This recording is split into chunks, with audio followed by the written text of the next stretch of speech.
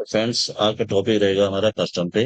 Custom duty calculation का एक example लेंगे और उसको करने की कोशिश करेंगे। तो फ्रेंड्स, मैं हूं एडवोकेट राजकुमार अरोड़ा और आप देख रहे हैं अरोड़ा क्लासेस।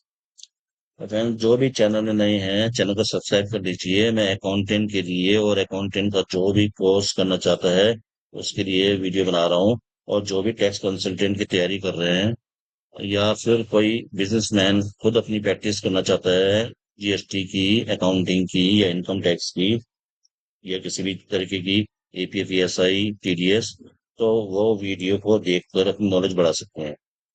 तो चैनल को सब्सक्राइब कीजिए। और अगर other classes 100% job guarantee course join करना है, देहरादून से रिलेटेड है, तो ज्वाइन कर सकते हो। आज हम क्वेश्चन लेंगे कस्टम पर। ठीक है। बहुत कम वीडियो होंगे जो कस्टम कस्टम पर वीडियो बनाए हुए हैं। तो मैं एक कस्टम ड्यूटी पर कैलकुलेशन देता हूँ कि कस्टम पे कैसे होता है। आप धीरे धीरे मेरी सीरीज को देखिए कस्टम की।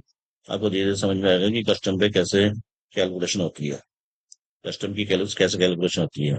एक एग्जांपल लेते हैं, केस लेते हैं। एफ लिमिटेड इम्पोर्टेड अ मशीन। कस्टम तभी लगती है जब हम कोई बाहर से कोई चीज, मशीन या कोई चीज इंपोर्ट करते हैं, यानी कि बाहर से मंगाते हैं। बाहर मतलब फॉरेन से मंगाते हैं, कस्टम ड्यूटी लगती है। और भी बहुत सारे चार्जेस लगते हैं, वो सब चीजें बताई गई है। F Limited imported a machine from UK in May 2022. The details in this regard are as follows. Flat लगे हैं। FOB value of the machine 10,000 UK pound. Pound पे लगे हैं FOB 10,000 पाउंड। ठीक है। फ्री ऑन बोर्ड, FOB मतलब free on board. AIR 3,000 UK pound लगे हैं। Licence fee the buyer was required to pay in UK 400 UK pound. Licence fee भी लगी है इसमें। Buying commission paid in India 20,000 rupees में है। Rate of bill of entry 25/2023 and the rate of exchange notified by the CBIC on this date was 99 per 1 pound।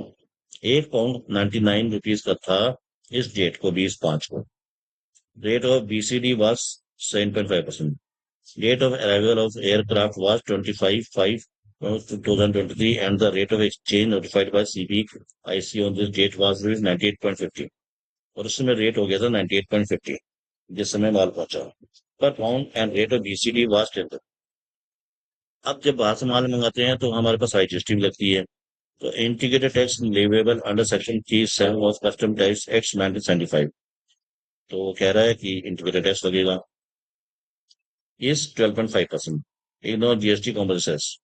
Insurance premium details was not available. और insurance premium की detail हमारे पास इस question में नहीं थी। ठीक है। You are required to compute the accessible value of the machine for valuation of custom duty and the total duty payable. You may make suitable assumptions wherever required। अब हमने निकालना है कंप्यूटेशन इन रुपीज में, pound में नहीं। Pound से calculation करेंगे, करते करते कन्वर्जन रेट दे रखा है, उस पर कन्वर्ट करेंगे। और फिर हम कस्टम ड्यूटी निकालेंगे कितनी पेमेंट करनी है, और हम जीएसटी निकालेंगे, आईजीएसटी कितनी पेमेंट करनी है, और पूरी मशीन की वैल्यू हमारी इंडिया में आते आते कितने की हुई है, ये सब चीजें। बहुत सिंपल से क्वेश्चन है, कुछ ही क्वेश्चन से आपको रिवीजन हो जाएगा। आप प्ले लिस्ट में जाके क्वेश्चन चेक कर सकते हैं। Calculation of excessive value and total duty payable by mister backpack. FOB value है, सबसे पहले एक एफओबी वैल्यू होती है, फिर फैट ऑन बोर्ड। फिर ये हमारे पास है 10 पाउंड में है 10,000। At charges for cost and service as per rule 10(1)(e। Charges लगे थे हमारे को 400, आप पीछे जाके देख सकते हैं। ठीक है। लाइसेंस फीस वगैरह लगी थी। ठीक है। कस्टम एफओबी वैल्यू होगी 10,400, इन दोनों को ऐड करके कस्टम्स एफओबी वैल्यू होगी है। Add air freight 20% of custom FOB और एक्चुअल विच इज लेस।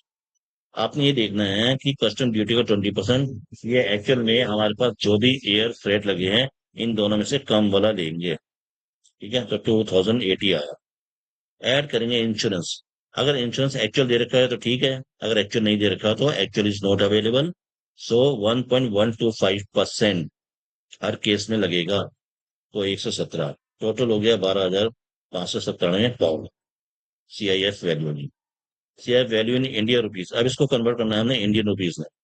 तो 12,597 को इंटू करा 99 से, 12,47,103 आएगा।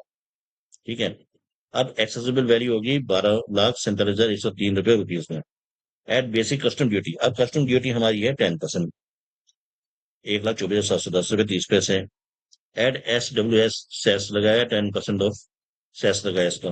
ठीक है, जो बेसिक कस्टम ड्यूटी होती है उस पर 10% सेस लगता है। SWS का 12,471 को। टोटल वैल्यू ऑफ IGST, यानी कि हमने इन तीनों की वैल्यू जोड़ दी। कौन सी? Accessible value, basic custom duty, SWS cess. तो हमारे पास वैल्यू है 13,84,284, 13,84,284.33। अब इस पर निकालेंगे आप IGST। दे रखी थी इसने 12.5%, तो हमने उसी रेट से निकाली है। अदरवाइज 20 या कुछ भी परसेंट दे रखी हो तो हम उस रेट से निकालेंगे। 1,73,035.54। Total duty and integrated tax payable आया है 3,10,216.87। Total duty and integrated tax, ये क्या बता रहा? अब ये क्या चीज हमने, ये गवर्नमेंट को क्या पेमेंट करी है? ये गवर्नमेंट को पेमेंट करी है आपने बेसिक कस्टम ड्यूटी, SWS और IGST। यानी कि ये गवर्नमेंट को ये चीजें पेमेंट हुई है सारी मिला के।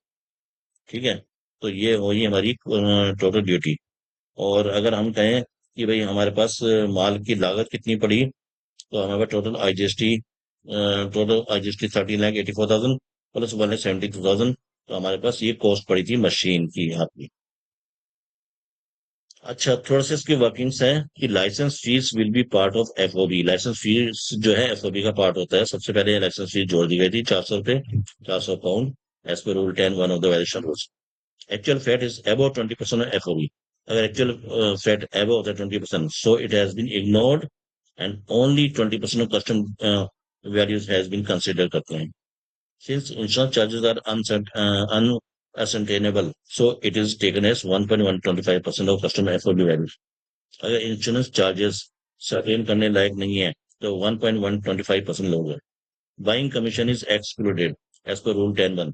जो कह रहा था बाइंग का कमीशन दिया खरीदने वाले का, तो ये इसमें ऐड नहीं होता है। Rate of exchange and rate of duty has been ascertained so as per the section 14 या 15 ऑफ कस्टम एक्ट रिस्पेक्टिवली। तो जाहिर सी बात है, रेट ऑफ एक्सचेंज और रेट ऑफ ड्यूटी सब चीजें हम एक्सटेंड कर सकते हैं, यानी निकाल सकते हैं।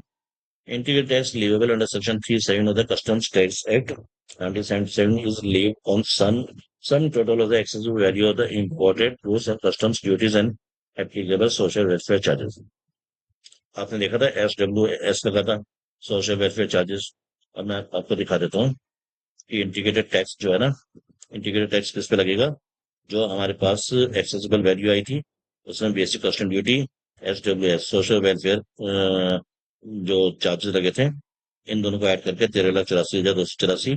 इस पर IGST हमेशा लगती है। यानी कि जो फाइनल रेट होता है उस पर IGST लगती है जब हम बाहर से माल मंगाते हैं, कोई मशीन मंगाते हैं या कोई भी इंपॉर्टेंट चीज मंगा रहे हैं आप। टोटल ड्यूटी इंटीग्रेटेड टैक्स, यानी कि हमने गवर्नमेंट को कितनी पेमेंट करनी है ये चीज़। अगर आप किसी कंपनी, ऐसी कंपनी में है जो आपके आप अगर टैक्स कंसल्टेंट है वहां पे, या फिर आप टैक्स का काम देख रहे हैं ऐसी पोजिशन में है, तो आप कह सकते हैं कि भैया 3,10,216 रुपये 87 पैसे गवर्नमेंट के बैठ रहे हैं पेमेंट करने के। तो फ्रेंड्स, आज के लिए इतना ही। और जो भी चैनल में नए हैं, और चैनल को सब्सक्राइब कीजिए, चैनल को लाइक कीजिए ज़्यादा से ज़्यादा। और अकाउंटेंट की तैयारी करनी है तो इसके लिए मैं ज़्यादा से ज़्यादा वीडियो लाने की कोशिश करूंगा। अकाउंटिंग के साथ साथ मैं tally, accounting, income tax, GST, audit, TDS, EPFSI, custom, इससे रिलेटेड वीडियो डालता हूँ। और जो कि हेल्पफुल होते हैं अकाउंटेंट के लिए, टैक्स कंसल्टेंट के लिए, या बिजनेसमैन के लिए अपनी खुद की सर्विस के लिए। तो थैंक्स फॉर वॉचिंग वीडियो। मिलते हैं नेक्स्ट वीडियो में।